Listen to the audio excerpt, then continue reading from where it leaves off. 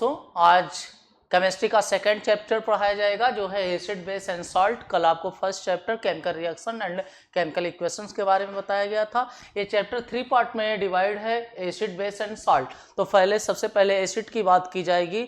Acid की 5 definition होती है, बट आपके सिलेबस क्लास 10th में एनसीईआरटी के अकॉर्डिंग आर्हेनियस की डिफिनेशन रखी गई है। आर्हेनियस ने डिफाइन किया those substances which gives H plus ion, that is the hydrogen ion, on dissolving into waters are called acid।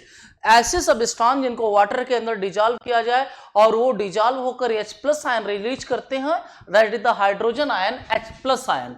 Hydrogen ion उन्हें एसिड कहते हैं, जैसे HCl, H2SO4, HNO3, H2SO3, H3COH, H2CO3, HNO3। मैं इनको दो part में क्यों लिखा हूं? Because acids are two types, strong acid and weak acid.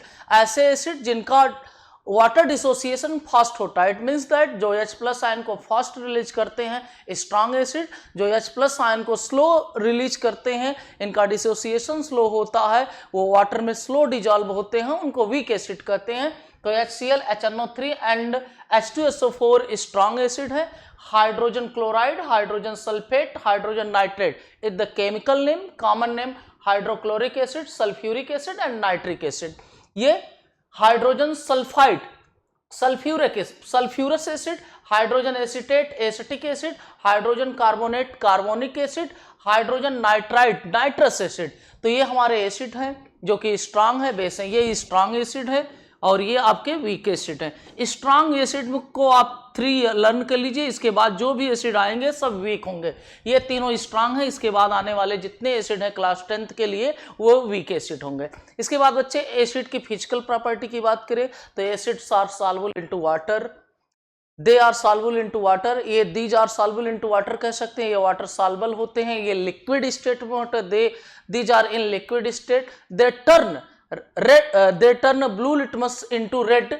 ये लिटमस पेपर होता है, आप लैब में देखेंगे लिटमस पेपर रहता है, ये ब्लू कलर के लिटमस पेपर को रेड में चेंज कर देते हैं। लिटमस पेपर जो होता है बच्चे वो लाइकेन ट्री से, लाइकेन के प्लांट से बनाया जाता है। तो लिटमस पेपर 2 कलर का आता है, जिसमें एक आपका ब्लू लिटमस पेपर है और एक रेड लिटमस पेपर है। एसिड की फिजिकल प्रॉपर्टी, इसके बाद एसिड की केमिकल प्रॉपर्टी। एसिड जब मेटल से रिएक्शन करते हैं, when acid react with metals, जब ये मेटल से रिएक्शन करते हैं तो बच्चे साल्ट और वाटर बनाते हैं। जैसे हम बात करें H2SO4, H2SO4 अगर Zn से रिएक्शन करता है तो ZnSO4 प्लस H2 का फॉर्मेशन होता। That is when acid react with metal then salt and hydrogen gas are form. कल मैंने इसको डिस्प्लेसमेंट रिएक्शन में भी बताया था, तो ये डिस्प्लेसमेंट रिएक्शन का भी एग्जांपल है। जैसे मैं बात करूं HCl की, HCl अगर सोडियम मेटल से रिएक्शन करता है तो सोडियम क्लोराइड जो कि सॉल्ट है, इसको हम कॉमन सॉल्ट भी बोलते हैं, और H2 गैस रिलीज करता है। बैलेंस करने के लिए मैंने 1/2 कर दिया।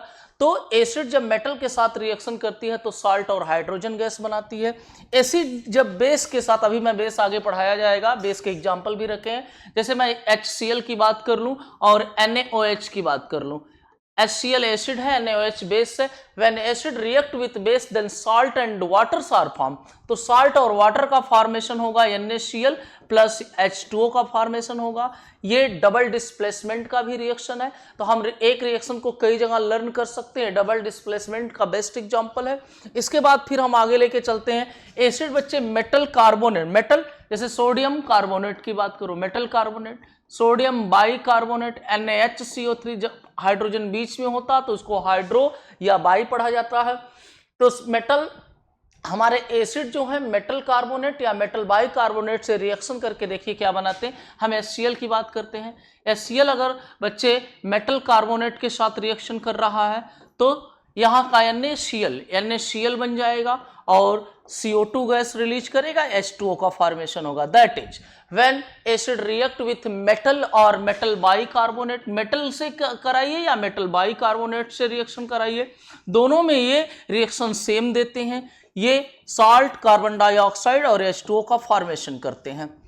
तो salt, carbon dioxide and H2O का फॉर्मेशन करते हैं। इसके बाद बच्चे मेटल के इतने ही रिएक्शन है। मेटल का एसिड के इतने ही रिएक्शन है।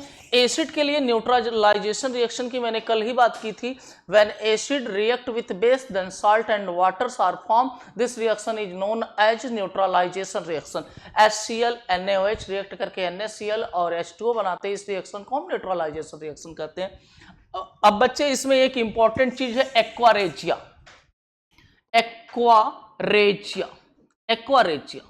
एक्वारेजिया जब हम HCl एंड HNO3 को, HNO3 both are the strong acid, 1:3 ratio में मिक्स करते हैं तो जो मिक्सचर होमोजेनियस मिक्सचर बनता है उसको हम एक्वारेजिया कहते हैं। एक्वारेजिया का यूज कहाँ होता है? एक्वारेजिया का यूज नोबल मेटल वाले चैप्टर में मैं बताऊंगा। Gold, platinum, silver are called noble metal. ये नॉन रिएक्टिव मेटल हैं, तो उनको रिफाइनिंग करने में एक्वारेजिया का यूज किया जाता है। इसमें नोबल मेटल जब गोल्ड को डाला जाता है तो वो मेल्ट हो जाता है इजिली वे में। अदरवाइज एसिड मेटल के साथ रिएक्शन करते हैं, लेकिन गोल्ड और प्लेटिनम मेटल के साथ रिएक्शन नहीं करते हैं। एक्वारेजिया के साथ इजिली वे में वो रिएक्शन कर लेते हैं। तो इनका यूज थोड़ा सा आपने भी देख लिया एक्वारेजिया के फॉर्म में। अभी मैंने लिखा था बच्चे carbonic acid, H2CO3 carbonic acid.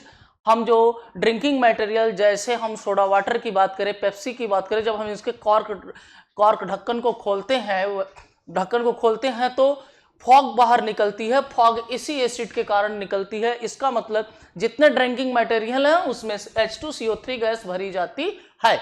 इसके बाद आ जाइए आप बेस पर अदर चीजें आप देख सकते हैं। अच्छे से हम बेस देख लें बच्चे। बेस, आर्हेनियस ने एसिड को भी डिफाइन किया जो H+ आयन देंगे acid, that is those substances which gives H+ ion are called acid. On the other hand base के बारे में उन्होंने बताया जो OH- आयन, इसको क्या बोलते हैं? Hydroxide ion. That is those substances which gives hydroxide ion are dissolving into water are called bases. Bases are also two type, strong base, weak base. Weak basis, strong में NaOH KOH है और week में आपके सामने NaOH, sodium hydroxide, potassium hydroxide, calcium hydroxide, magnesium hydroxide, ammonium hydroxide, ammonia NH4OH।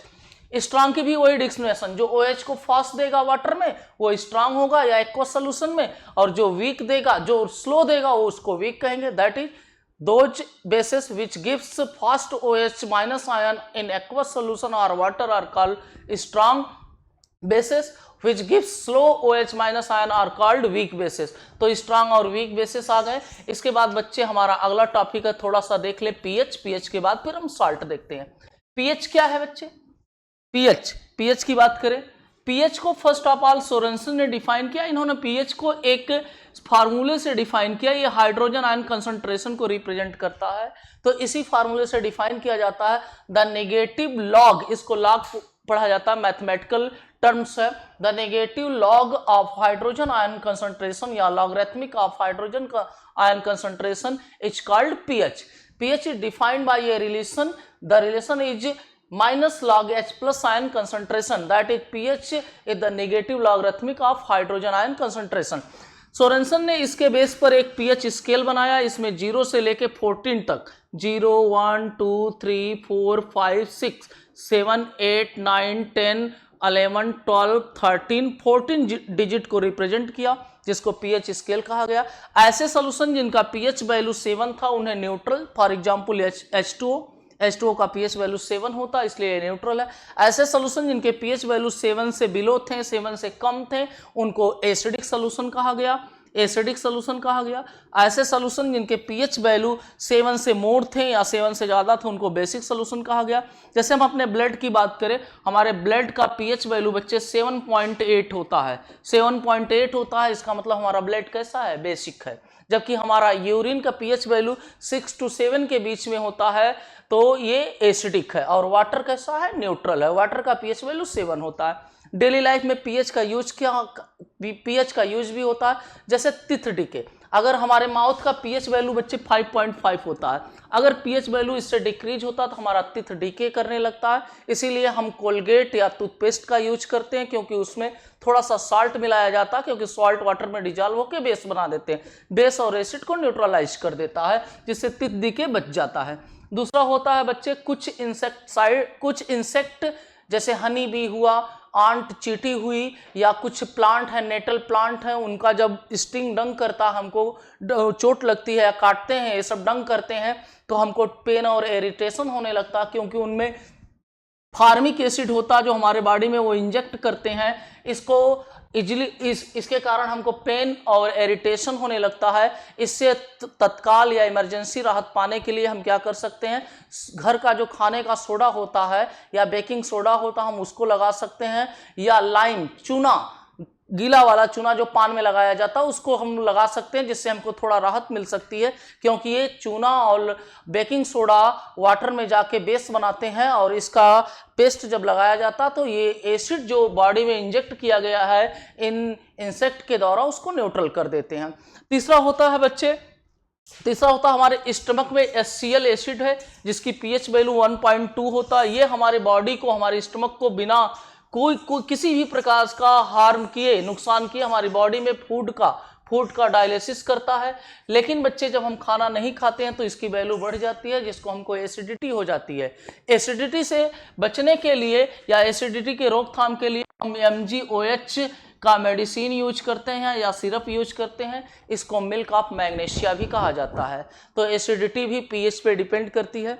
आगे बच्चा हमारा salt है, हम साल्ट को देख लेते हैं। साल्ट मैंने बताया बच्चे, जब एसिड को बेस के साथ रिएक्ट कराते हैं, बेस के साथ, देन सॉल्ट बनता है।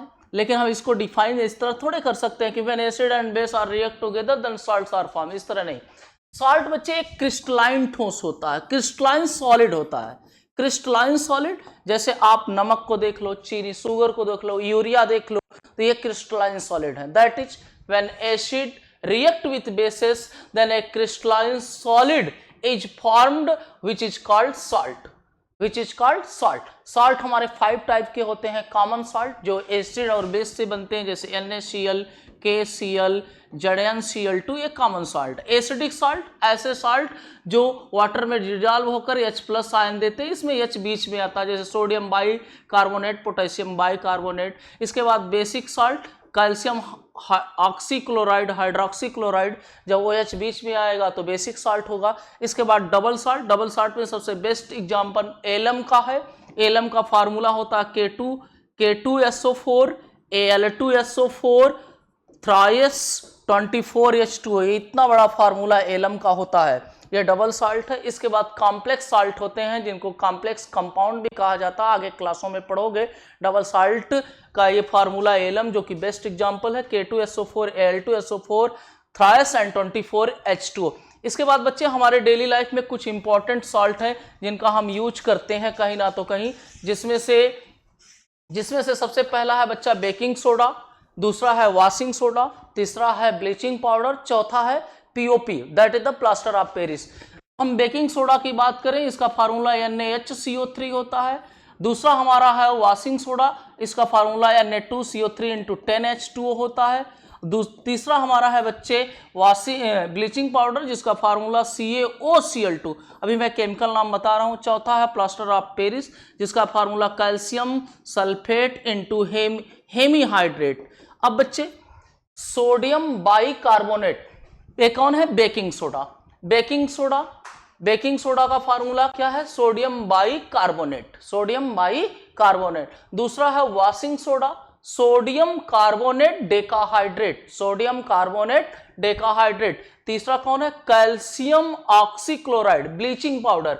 ये बेकिंग पाउडर, ये वॉशिंग पाउडर, ये ब्लीचिंग पाउडर, ये आपका ब्लीचिंग पाउडर है, ब्लीचिंग पाउडर, ये आपका POP है, POP, plaster of Paris. Calcium oxychloride chemical name है। इसका यूज पूछा जाता है बच्चे, हम वाटर, बैक्टीरिया से वाटर को फ्री करने के लिए ब्लीचिंग पाउडर का यूज किया जाता है। इसका ब्लीच बनाने में भी, कपड़े को ब्लीच करने में भी यूज किया जाता है। इसको हार्ड वाटर को सॉफ्ट बनाने में किया जाता है, वॉशिंग सोडा को। और इसका chemical name calcium sulphate hemihydrate है। इसको जिप्सम से ऑब्टेन्ड किया जाता है।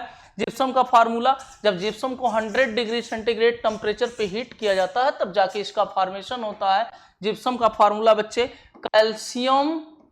कैल्शियम सल्फेट डाइहाइड्रेट होता है। जब इसको 100 डिग्री सेंटीग्रेड टेम्परेचर पे हीट किया जाता है तो POP का फॉर्मेशन होता है।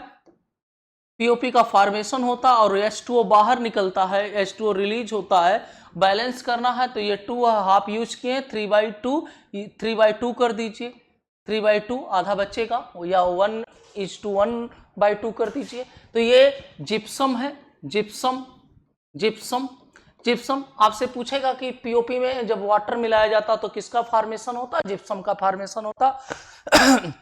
जिप्सम के कारण ही पीओपी क्या होती है, पीओपी को हम ड्राई कंटेनर में रखते हैं या ड्राई पॉलीथीन या बोरियों में पैक किया जाता है, और अदरवाइज ये पानी पाके फिर से पीओपी या मॉइस्चर के प्रेजेंट में फिर से जिप्सम बना देती है, जिससे हार्ड हो जाती है। इसका यूज जनरली बच्चे हम छतों के जो रूफ है इंटरनल, उसमें डिजाइन बनाने में पीओपी का यूज करते हैं। और पीओपी का यूज बच्चे जब हमारी हड्डियां एक्सीडेंट या किसी के कारण बस टूट जाती हैं बोन्स, तो बोन्स को एडजस्टमेंट करने के लिए प्लास्टर किया जाता है। इससे टॉयज एंड स्टैचू, खिलौनों और मूर्तियों का भी फॉर्मेशन किया जाता है। तो ये आपका रहा second chapter acid base salt, जो कि मैंने आज आपको ये खत्म किया। फिर अगले क्लास नेक्स्ट में मिलते हैं। Thank you.